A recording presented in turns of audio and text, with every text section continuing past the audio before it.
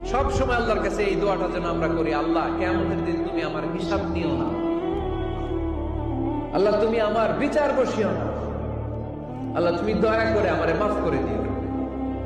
আল্লাহ যার বিচার করবেন ও জাহান্নামে যাবে, আর যার বিচার করবেন না সে জান্নাতে যাবে।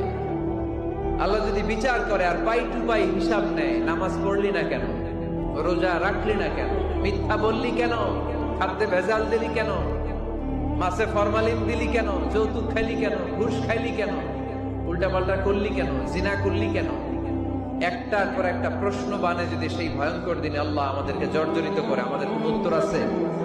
সেদিন আমাদের বাঁচার কোন উপায় আছে? তাই আমরা সবাই আল্লাহর কাছে দোয়া করবো, আল্লাহ কোনো বিচার টিচার মানি না, কোনো বিচার করতে পারবো না, দয়া করবা। কথা কয় না? কি করবে? এবার আওয়াজ করে বলেন, বিচার চান না দয়া চান?